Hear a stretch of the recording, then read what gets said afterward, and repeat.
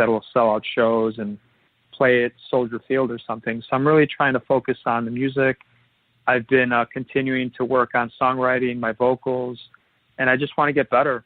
And I really do. That's really my only ambition, and just to get more and more fans and, make them happy, give them a new song, a new video, a new book every month like I'm doing. Right. That was the next question I was going to ask you. If you were going to keep up the approximately one song a month pace, which is a good pace, really, when you stop to think about it. People sitting back say, well, heck, he does 10, 12 songs on an album. That's a piece of cake. And I'm thinking, yeah, well, that's doable, but then you got to come up with 10 or 12 more for the next year. So it puts a little pressure on you. Yeah, and then the other thing, at the end of the year, I always surprise people with an extra CD. So that usually has another 15 songs, whether it's a Christmas CD, an instrumental. It varies, but there's always more music on the way. Right, and that makes it interesting, too. How long have you been doing this now? So this is my fourth official year. I've been trying to do music forever, my entire life, but this is my fourth year, doing this at Sorrento's with the books and everything that I'm trying to do, and I plan on doing it till the day I die. So I see no reason not to keep going. Absolutely. If you've got something you love doing, why stop? John Bon Jovial, you're sitting there awfully quietly today. Oh, well, I'm enjoying the conversation, and as far as I am concerned, Sorrento's, welcome back. It's wonderful to have you back on the show again. But I wanted to touch on something that David just brought up, and that is your schedule of creating the music. Is this something that you have imposed upon yourself to create one song per month? Do you start feeling a little bit of pressure if you start running into a roadblock? How do you handle things like this? To be quite frank, I don't really feel pressure, and I'll tell you why. I feel a different kind of pressure. The pressure I have is I'm always writing songs. I'm always creating music, and I have at my beck and call a drive full of a couple thousand songs. So the pressure that I feel is as I continue to get better and better, for example, like I'm starting to think about next year's CD because I just finished the November song that's coming out. So I'm thinking about next year, and I'm like, man, these things I wrote, 6 months ago, a year ago, I'm like, now they're garbage because I know so much more with all the songwriting classes and everything I'm trying to do. So now it's like, well, forget those. And I have such a wide variety of things that I do. So it's always a little bit of a challenge trying to figure out which of the songs for example, on any given day, I might write 3 to 4 songs. So then I have, in my email, I keep a thing of, these are the awesome ones I've written. And I look through it. And of course, if I think something's awesome, maybe 3 months later, I think it's garbage, but it's really hard trying to figure out what 11 songs I'm going to pick. And hey, I don't want to do all rock. So I try to have a little variety, and I don't want them all to all have a BPM of 120. So that it's more challenging for me to pick which ones I'm going to actually use, to be honest. It's a good question and an excellent answer. And I love the fact that you have accented the concept of ever trying to better yourself, because that's something that we've discussed with emerging artists that have come to us with their questions about how to make it in the music business, and also many of the artists that we've had on the show have talked about that as one of the goals you try to achieve in doing your music is to always try to give the audience more than you did the last time, and it seems to be a winning formula. Maybe we might have you come back in December for our Christmas show. We haven't really finalized what we're going to do for Christmas show, but one of the things I like to do is get together artists that we've had on during the year, and each of them bring one of their Christmas songs with them. Sure. Yeah, anytime. I'd be happy to. Great. Yeah. John. Yeah, I want to do a follow-up on what I just asked you a minute ago, and that is, how do you view some of your earlier works when you first started writing? Do you ever go back and examine some of the work that you've done and maybe try to finesse it, bring it up to date to make it something that you believe that the audience would want to hear? Or is this just something that you chalk up to experimentation when you were younger to get yourself to the point of where you are now? It's a great question. I'm very critical of my work, and to give you an example, the first music video I did, I kid you not, I probably spent about 500 hours on it. So I have learned to let go a little bit in that, at some point it's just got to be done. So, of course, the first song I released, I thought it was going to go viral and be a super hit. When it didn't, I said, well, the next one will. So but I've kind of learned. I did go back during my second year and redo some of the vocals for 3 of the best songs on the first CD because I was better. And I said, hey, I just want to do this. And then I kind of realized, yeah, they got rated even better. But I'm releasing music at such a fast pace that I look back and I listen to it and I say, wow, I did that wrong and I did that wrong. But I want people to experience the journey.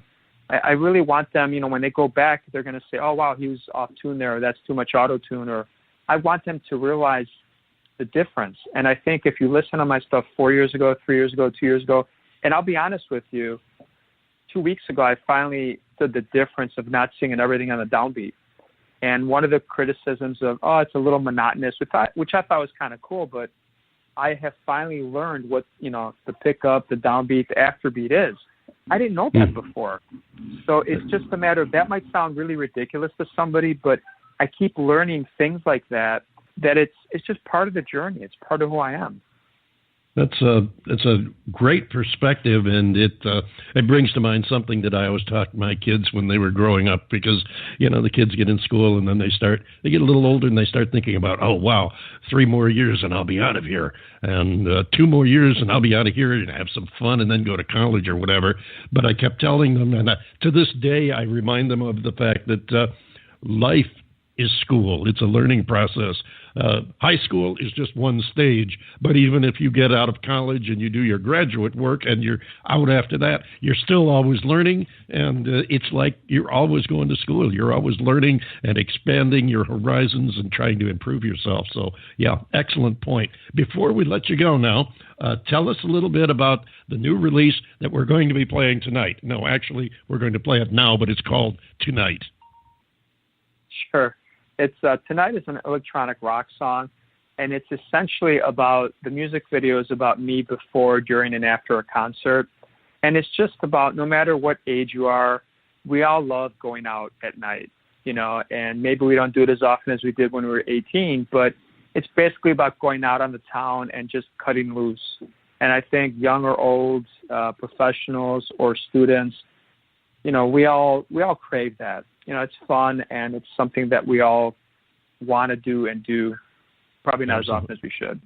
Absolutely. Thank you so much for coming, spending time with us, bringing us some more great new music, and we look forward to having you back again in the future. And as I said, if we do a Christmas show of all the artists that have been on during the year, we'll definitely have you invited back to join us. Dave and John, thank you very much. And anytime, I'd be happy to be on anytime. You guys are a blast. Great. Thank you so much. Ladies and gentlemen, Sorrentos, this is Tonight.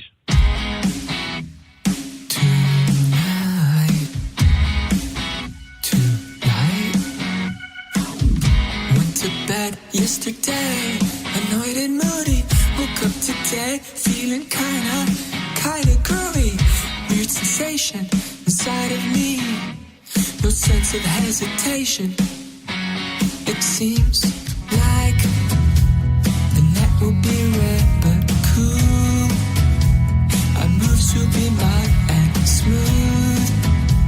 I think we're gonna have some fun tonight. It's gonna be alright tonight.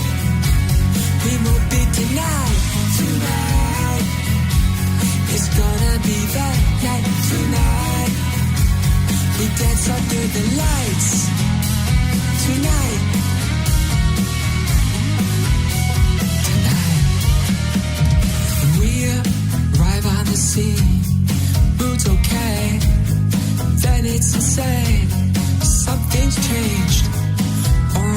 divide. White dreams, wild light shine. It seems like the night will be red and cool. Our moves will be mud and smooth. I think we're gonna have some fun tonight.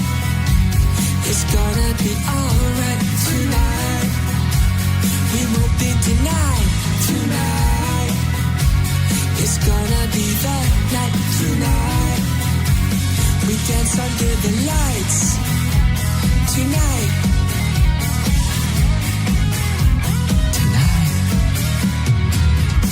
Tonight, cha-cha-cha. Tonight, cha-cha-cha. Tonight, cha-cha-cha.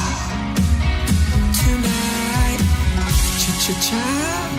Yesterday, I got laid off. Tomorrow is a mystery. But tonight, I can't do no wrong. Can't do no wrong. Tonight, it's gonna be alright tonight. We won't be denied tonight. It's gonna be the night tonight. We dance under the lights tonight. Tonight. Tonight. Tonight. Tonight.